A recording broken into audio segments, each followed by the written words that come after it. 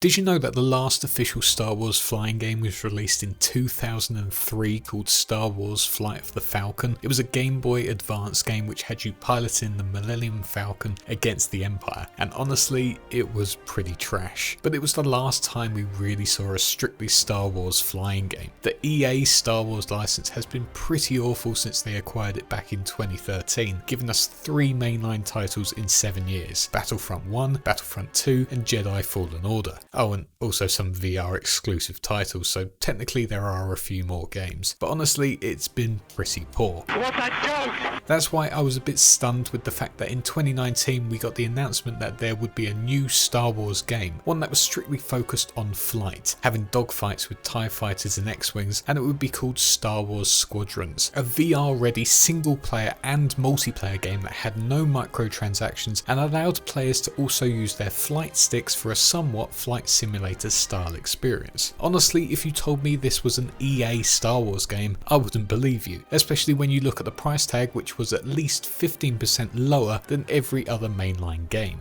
In October 2020, Squadrons released, and it was, well, honestly, I forgot about it sadly, and it was clearly not a big focus for EA compared to their other games, but it was clear it would have its place within the library. A few months later, after this game dropped, I finally picked it up for just £5 in a sale, expecting this game to be pretty average, and I got to say, I was honestly blown away by this game and what it offered to the players. So in this video I want to talk about Star Wars Squadrons, talk over its honestly surprising campaign, its gameplay, its accessibility, as well as my overall experience with multiplayer. So welcome to Wise Fish, and this is why I think Star Wars Squadrons is actually a pretty decent EA Star Wars game.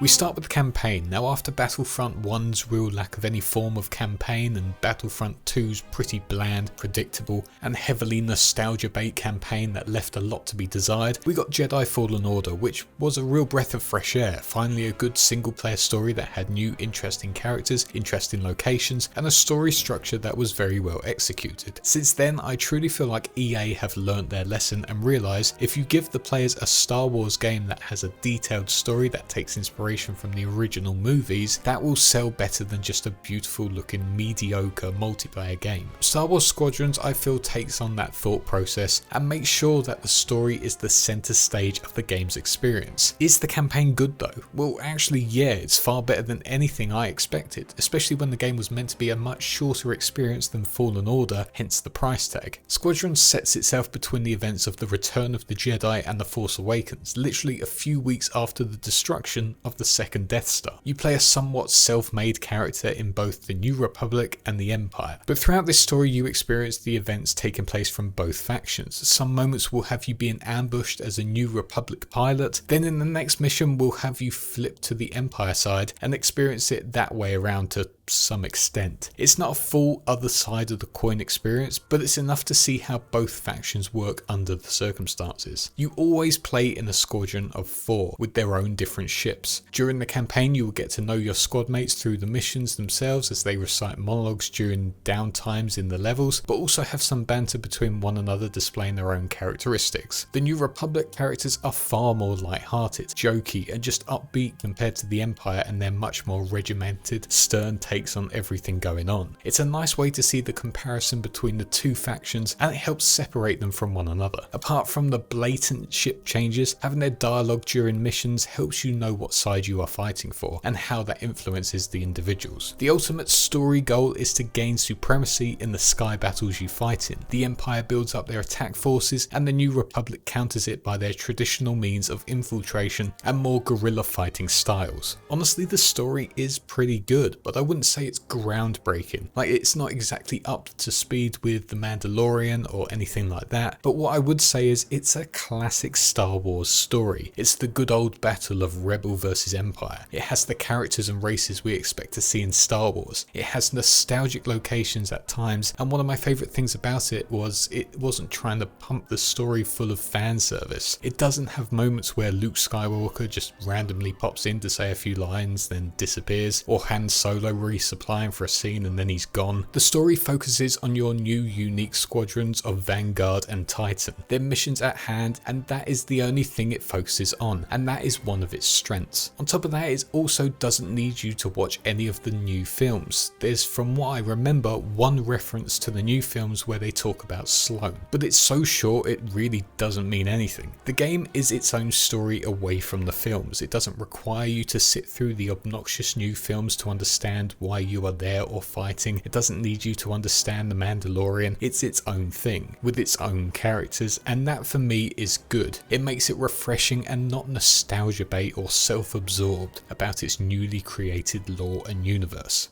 But really, I like the story. There are some really cool moments and it does flow pretty nicely together. And I think SkillUp says it the best when he says, this is just Star Wars comfort food. Because it really is. It's simple to understand, it's action packed, and it has a clear beginning, middle, and pretty cool end. However, for me, it lacks some polish, and some of the ways it tells its story are a bit underwhelming and honestly really boring. For example, the game allows you to understand who your squad are, and there are some really interesting characters in each squad, ones you want to get to know and understand more. But the problem is, one of the ways you get to know them and their previous experience is by going up to them in your hangar bay and talking to them. The problem with this is they just talk at you like the boring way stories are told to you in Destiny 2. The characters all just have 2-minute monologues talking about something, and at no point is there a moment where you can just shape the dialogue to the way you want it to go. It was just boring ways of telling stories, and I'm sure a lot of people who are into the lore or love these types of monologues won't mind this expositional style of storytelling. But after every mission you get about 3 of these, and they really are just boring to listen to one after the other. I mean, this guy in particular is so annoying. One minute he's talking about the mission at hand, then suddenly out of nowhere he starts talking about his past and his experience. Something I honestly didn't ask for. It's just so sudden and random.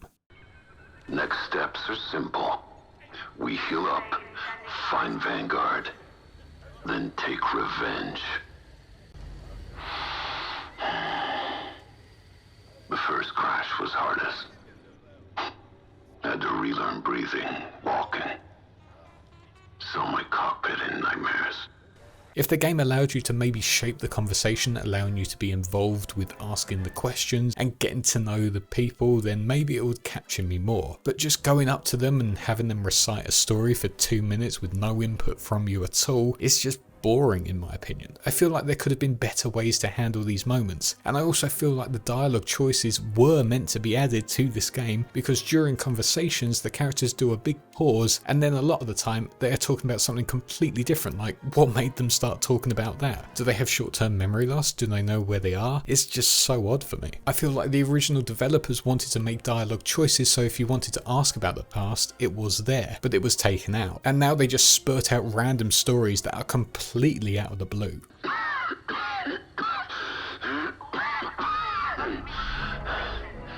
Until then, surviving is revenge. The game, however, does end really well, I thought. It is a pretty long campaign considering its price, and I clocked around about 8 hours as I tried to explore everything. I'm sure you can do it in about 4 to 5 hours if you just go straight into every mission, but I was pleased with its length. But the ending I felt was quite satisfying, especially as the whole story focuses on both the Empire and the Rebels. It somehow gives you a good ending for both parties, and that was pretty cool to see. It sort of left it like this open end. The war will just keep on going. This was just one battle of many going on in the universe, and both factions played a key part in their own war. I would have liked maybe some more hard-hitting moments within the story, but for the most part, the end, I was actually surprised how enjoyable this story was. But overall, the story is just nice and comforting for old school and new Star Wars fans. It's not too complex or heavy on the lore of the Star Wars universe. It's just a story that is easy to understand and so traditional Star Wars, where it's Rebel versus Empire. The characters are all pretty interesting and very well voice acted. There's a clear structure, and it isn't just filled with pointless cameos for fan service like in Battlefront 2. It's simple, effective and fun. and that's all it really needed to be. I just wish it dealt better with getting to know your squad mates, but I feel like that is down to some of its technical restraints, which I will cover in a bit. But if you are looking for a simple Star Wars story that is easy to understand and, like Skill Up says, is Star Wars comfort food, then Squadrons does a great job of immersing you into this post Return of the Jedi universe.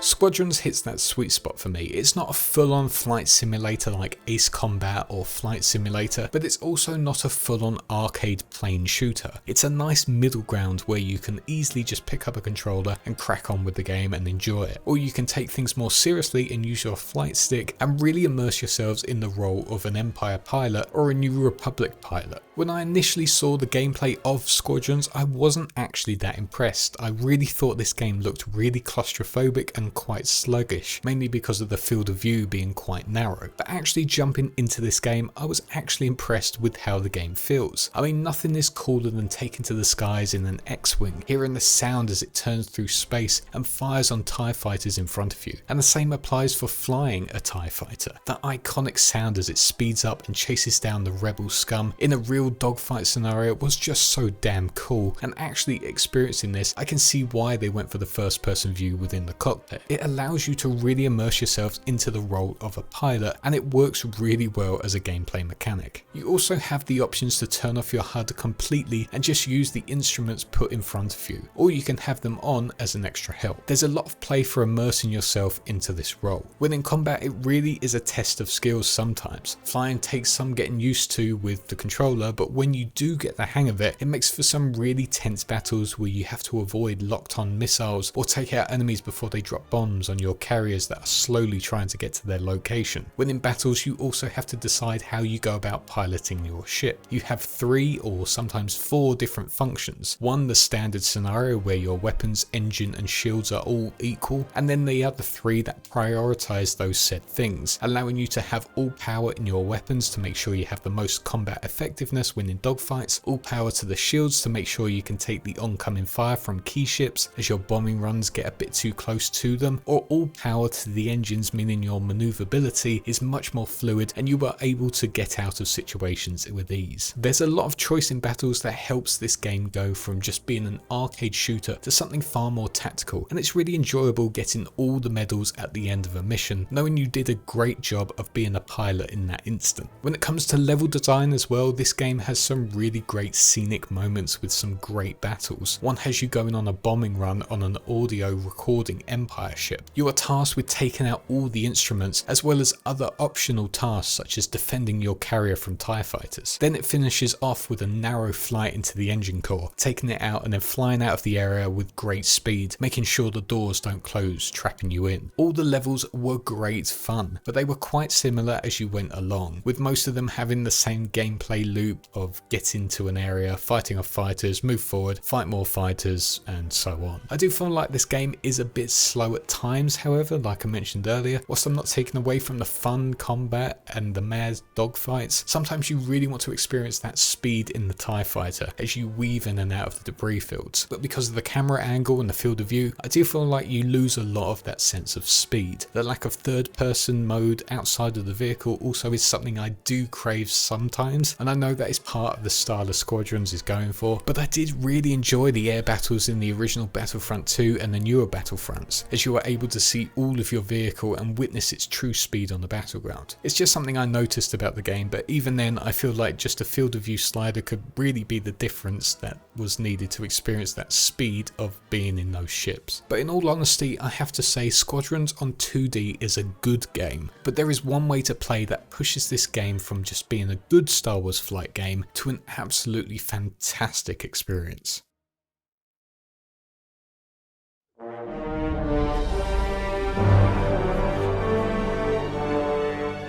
Now I know a lot of people will miss out on this experience, and that really does make me sad, because for me it is clear that Squadrons was meant to be a VR game from the offset, and because of that, playing in VR is really the best experience you can have with this game. Originally this was meant to be a VR game, and you can really see that with every design the game makes. The hangar before missions, for example, seems a bit lackluster, but in VR it's really great. The sight of looking up at these huge TIE fighters is something that is hard to show on a YouTube video. Getting inside that cockpit as well and getting ready for the flight ahead is just a childhood dream, as the top of the X-Wing closes down above your head and your character stretches his arms out in front of you to grab the controls, immediately giving you access to your ship. But this game really needs you to experience this in VR, as it opens just so much more to your overall gameplay. VR is not only visually incredible, but it just allows you to do so much within missions. I mean, when I was playing in the standard way on my monitor, every time I wanted to look to the left, I turned my whole ship. There apparently was a way to move your head without turning it, but my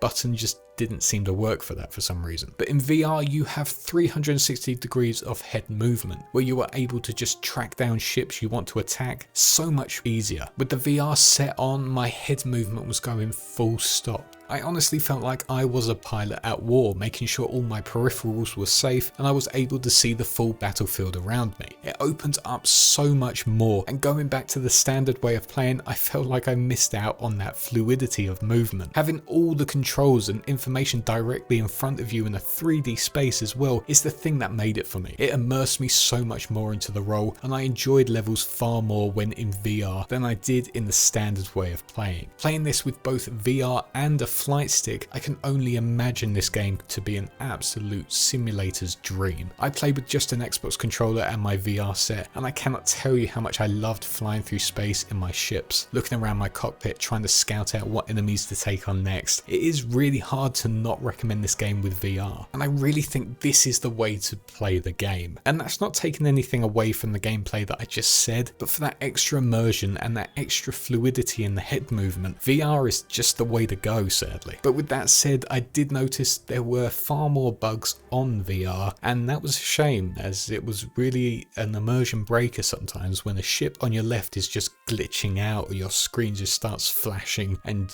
you feel physically ill. It just reminds you that you are in a game. But honestly, that can be forgiven as soon as combat starts and you see the laser fire fly past your cockpit. It really is incredible, and it's so hard to show when the video here is just 2D. Like, it's so hard to show you the experience of what it's like in 3D. You just have to experience it yourself. I cannot recommend playing this game anymore in VR if you have it. It is a Star Wars fan's dream, especially side by side with that incredible sound design of each of the ships themselves.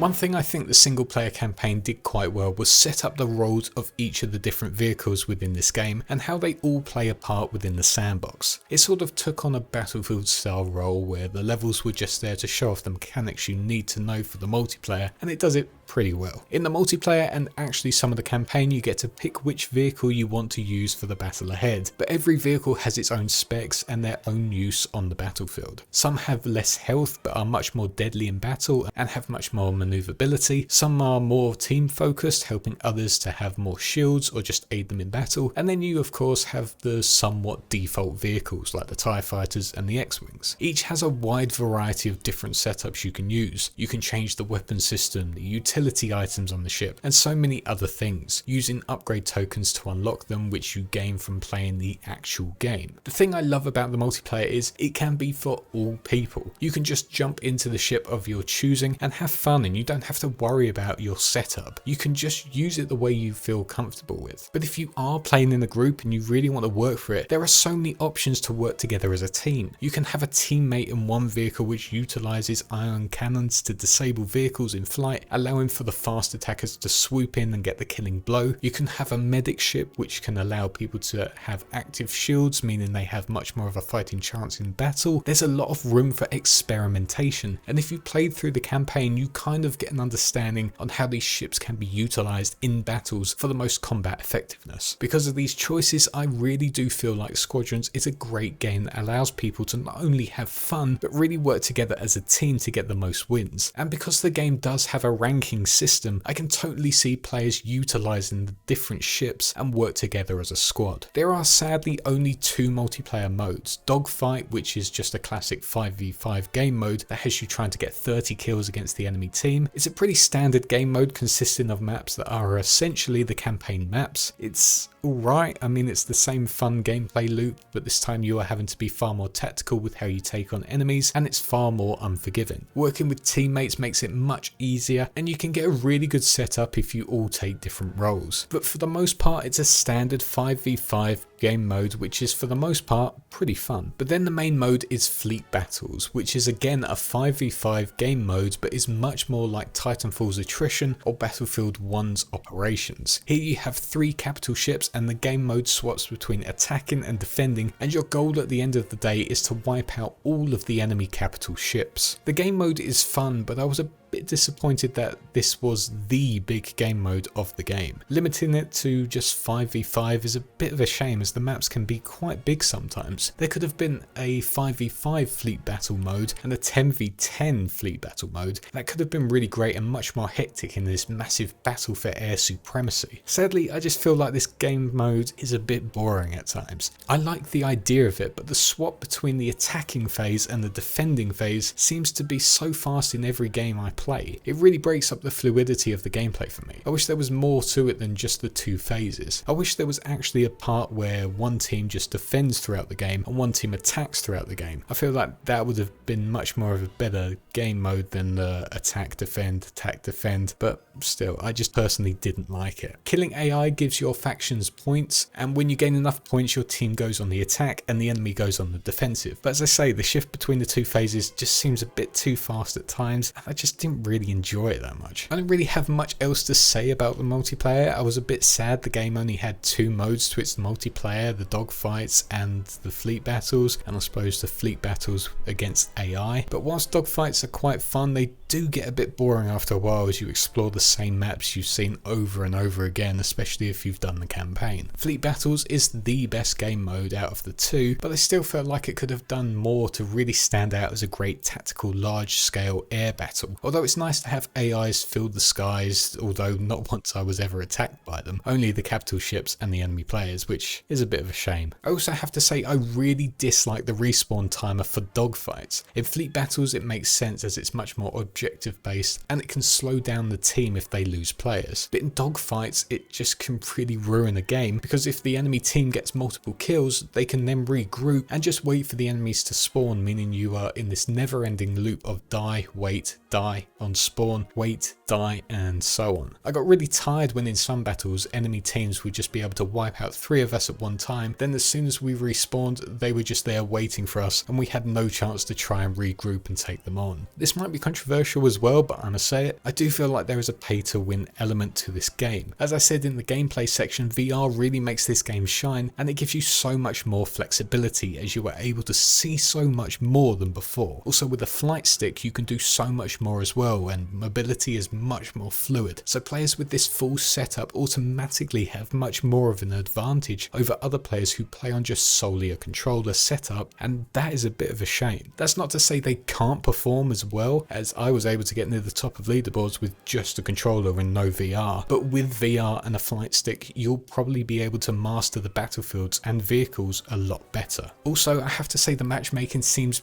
pretty bad. This game here, all my team were leveled in the single digits, whereas the enemy team had someone in the hundreds, someone in the 80s, 50s, double digit level players, meaning they had better builds on their vehicles, and honestly it was just a slaughter. I don't get how the game chooses these levels to play against each other, but this is a frequent thing and it's quite annoying. quite honestly. As I say, you can buy all the different weapons you can use in the campaign, all the different holes, and really make the setup you want for your vehicle. Luckily, these are tied down to unlock points which you get from leveling up, so you will be able to fully kit your vehicles out the more you play. You can also kit out your vehicles with different customization options such as vehicle skins, pilot helmets, cockpit accessories. I got this baby Yoda from Mandalorian because, you know, it's cute as hell. It doesn't do anything, it's just an ornament, but it's still cool as hell. And some of the other customizations, especially on the pilot, are a bit bland. You can unlock some from actually completing ranked modes and stuff like that, but really they're a bit underwhelming. But yeah, the multiplayer had moments that I did enjoy at times. I did have fun flying my infiltrator and taking down rebel scum, but I just feel like it's not really a game I'd want to play over and over again. The maps get a bit repetitive as they're from the campaign. The matchmaking is pretty dodgy at times, and there's just a lack of game modes to keep my interest. I feel like Squadrons' gameplay and campaign are the highlight for me, but sadly the multiplayer just lacks a lot currently to grab my interest. They have added a few extra vehicles which are cool. I didn't personally like them, I didn't like the way they handled, but it's still nice that they're adding free stuff to this game, and they're going to keep updating it for free, and no microtransactions are in sight, which is really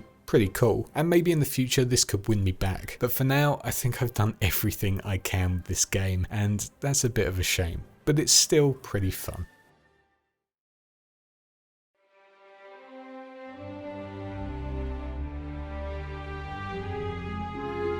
I want to finish on how this game looks, because although this game isn't made by DICE, the game looks incredible, especially if you are playing on a high-res monitor, but it does feel quite budgety at times. To start with, we have to talk about the main mission hub area, or the hangar bay where you get your missions and you get to see what vehicles you will be fighting in the next story mission. For me, this was a real missed opportunity to create an area that was once again immersive and allowed you to take in the atmosphere of your specific faction. In these areas, in both 2D space and the 3D space, you are only allowed to move around by blinking, selecting a spot, the camera goes black, and then you are there. It's a real shame you cannot just move about, go up to characters, go up to your ship and just explore the location. This is where it just feels like it was made with VR in mind and a really small budget. When in dialogue moments with your squad members in VR, you are allowed to look about as much as you want, and that is really cool, as they look really cool in VR as well. Seeing some of the hangar bay workers getting on with work, or seeing droids move about, it's really cool. But in the 2D way of playing, you can move your head less than 45 degrees. It's really